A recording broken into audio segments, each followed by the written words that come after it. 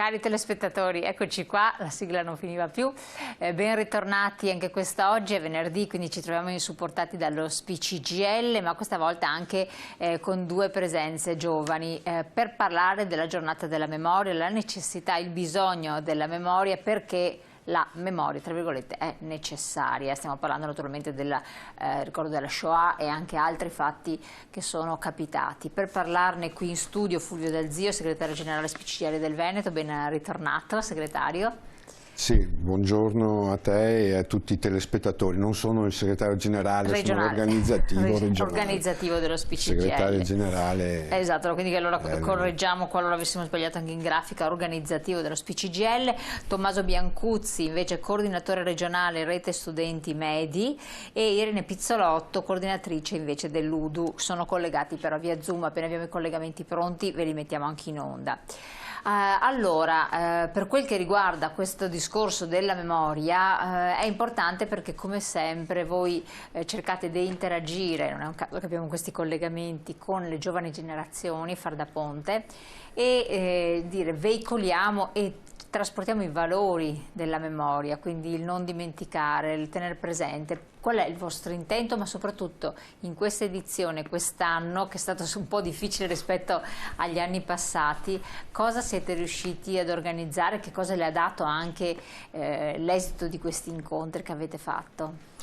Sì, intanto permettimi di salutare Eleonora e Tommaso. Credo che ce li abbiamo. Sì, mi sembra di sì. Ecco, oltre sono due bravissimi ragazzi. Eccoli qua, ben arrivati con noi. E due studenti modello, perché Eleonora è il terzo anno di Belle Arti di Ca' Foscari, Tommaso è in fase di tesi alla facoltà di lettere antiche del Liviano qui di Padova, e sono la testimonianza appunto che l'impegno sociale che loro praticano tutti i giorni spesso non è incompatibile con lo studio, insomma, perché è giusto e sacrosanto l'impegno sociale, ma per le giovani generazioni noi crediamo che sia importante anche lo studio, il percorso di studi, e questo non deve dare appunto il loro impegno a detrimento degli studi.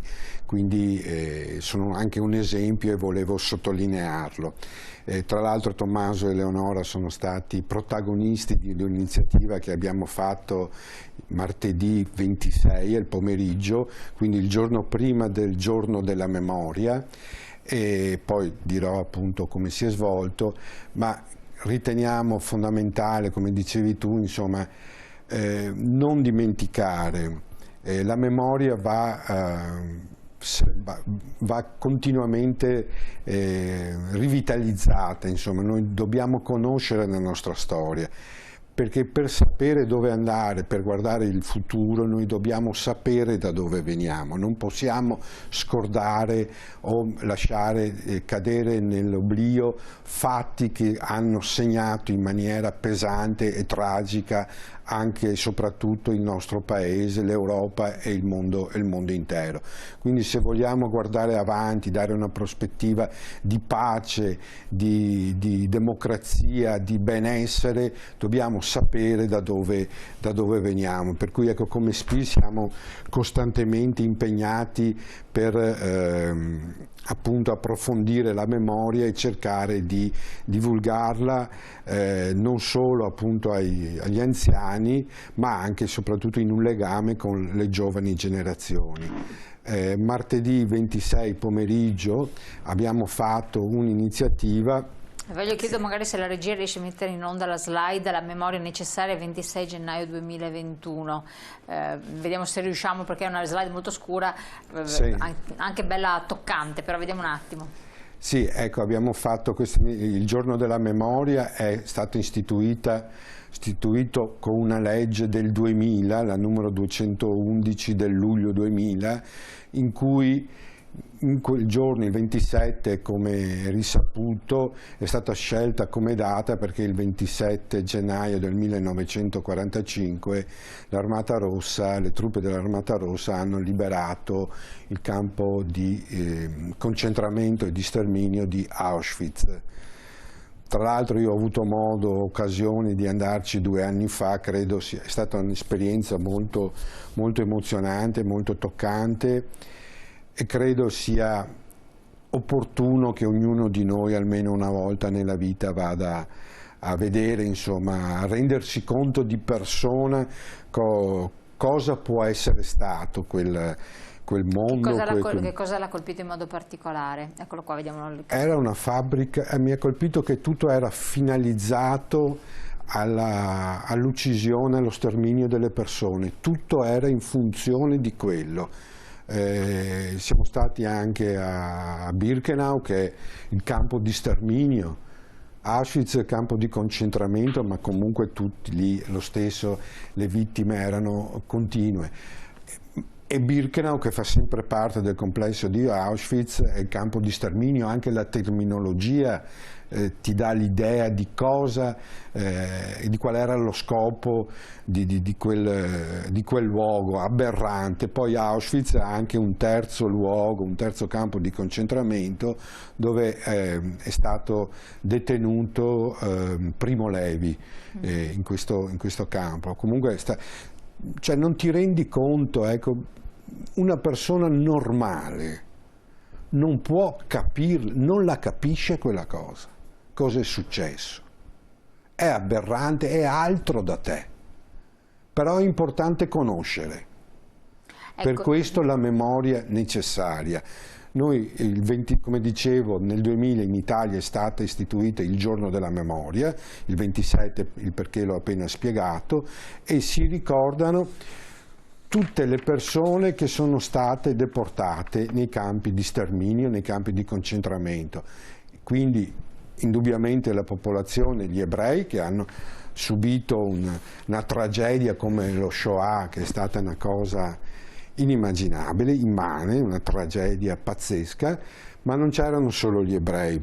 I deportati sono stati anche i deportati politici, cioè coloro che si opponevano al regime nazifascista, sono stati i deportati militari, internati, che non avevano nemmeno la dignità di essere definiti prigionieri, quindi non avevano nemmeno lo status giuridico di prigionieri, ma ci sono stati anche i deportati rom, omosessuali, disabili, cioè tutti i diversi venivano portati e uccisi nei campi di sterminio. Il 27, come la locandina che è proiettata alle tue spalle, il 26 abbiamo fatto questa iniziativa in cui è stata aperta dal presidente dell'ANPI di Padova, Floriana Rizzetto, e poi abbiamo avuto questi 3 momenti di confronto tra Paolo Navarro Dina,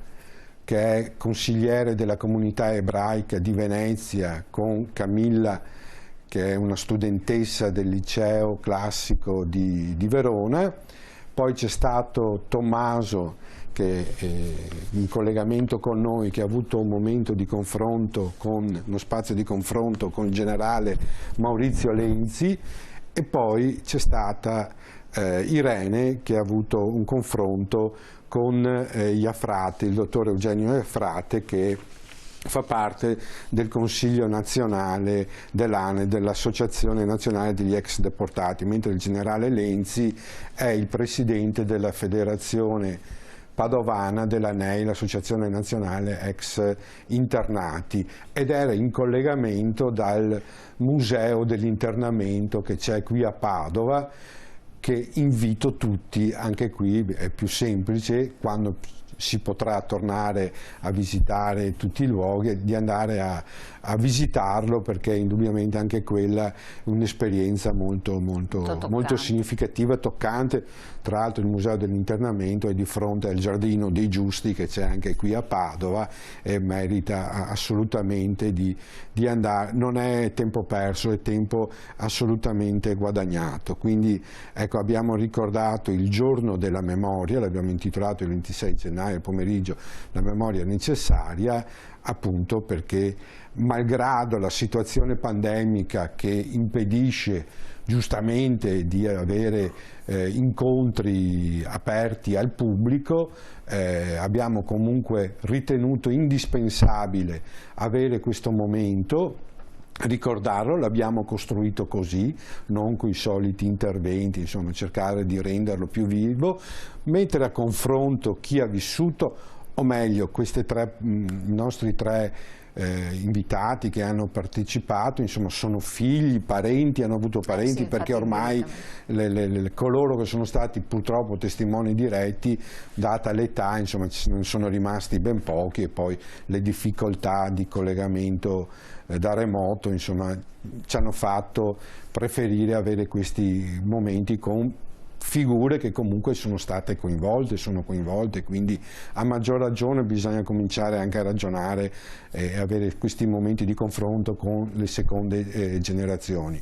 Poi abbiamo fatto anche a livello regionale, Padova, Treviso hanno avuto dei momenti specifici, sempre da remoto, il 27, Belluno, quindi la giornata proprio, il giorno proprio della memoria, e il 27 pomeriggio, sempre come SPI regionale, il coordinamento donne dello SPI regionale ha realizzato un momento, uno spazio, anche lì sempre da remoto, in cui sono state lette lettere delle donne che sono state deportate nei campi di concentramento. Anche quella è stata un'esperienza, un momento molto, molto significativo, molto toccante, e abbiamo quindi ricordato, abbiamo partecipato al giorno della memoria in questo modo. Ovviamente l'auspicio è che il prossimo anno riusciamo a fare queste iniziative in presenza, insomma, certo, quindi è quello che ci auguriamo tutti. Un attimo solo, andiamo in pubblicità adesso, poi così dopo diamo la parola anche agli studenti. Volevo andare in pubblicità con una slide che dice il 15,6% degli italiani crede che la Shoah non sia mai avvenuta, il 16,1% crede che le storie dell'Olocausto siano esagerate. Questa è una fonte Eurispes, rapporto Italia 2020, ecco la vedete alle mie spalle. Quindi crede che la Shoah non sia mai avvenuta, e quindi ci sono ormai tantissime testimonianze, o che siano esagerate. A fronte appunto delle parole che lei ha raccontato, che i ragazzi, gli studenti hanno sentito direttamente, andremo a discutere di questo tra poco, dopo la pubblicità.